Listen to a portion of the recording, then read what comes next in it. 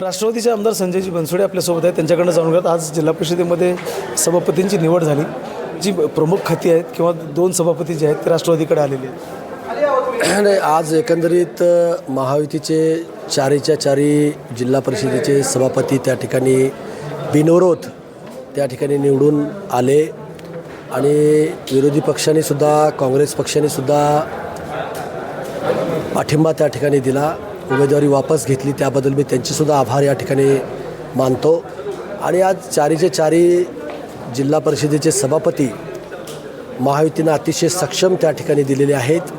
आणि ज्या पद्धतीनं नरेंद्र मोदी साहेब, ज्या पद्धतीनं देवेंद्र फडणवीस साहेब, आमचे नेते, आमचं दैवत माननीय अजितदादा पवार साहेब ज्या पद्धतीनं काम करत होते की 50% महिलांना आरक्षण दिलं पाहिजे. हे जिल्हा परिषदेच्या अध्यक्षा महिला आहेत, जिल्हा परिषदेच्या महिला व बालकल्याण सभापती महिला आहेत आणि दुसऱ्या सभापती महिला गोरेताई त्यासुद्धा महिला आहेत आणि 3 सदस्य हे पुरुष त्या ठिकाणी आहेत. आणि म्हणून आम्ही 50% आरक्षण देण्याचं काम तंतोतंत पाळण्याचं काम आम्ही त्या ठिकाणी केले. आणि नक्कीच हे चारीच्या चारी सभापती आणि अध्यक्ष उपाध्यक्ष या जिल्ह्याला एक विकासाच्या नव्या पर्वावर त्या ठिकाणी नेऊन ठेवतील असं आशा व्यक्त या ठिकाणी करतो मी. सरकार म्हणजे सत्ताधारी पक्षाचे आमदार आता आपण गॅस तुटवडा जो आहे तो राज्यभर जाणवतोय. लातूर आणि उदगीरमध्ये तुमच्या मतदारसंघामध्ये देखील गॅस तुटवडा जाणवतोय. ही परिस्थिती कधी निवडेल?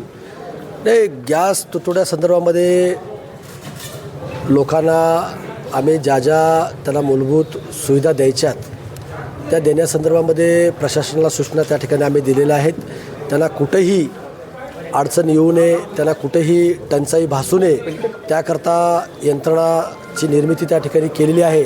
आणि म्हणजे या सगळ्या गोष्टीवरती राज्याचे मुख्यमंत्री, अन्न व नागरी पुरवठा मंत्री, आमच्या उपमुख्यमंत्र्या सुनीतारावहिनी पवार ह्या लक्ष ठेवून त्या ठिकाणी आहेत. आणि नक्कीच आम्ही कुठेही टंचाई भासू देणार नाही असं सुद्धा काम आम्ही त्या ठिकाणी करतो आहे. महेंद्र जोंधळे, TV9 मराठी, लातूर.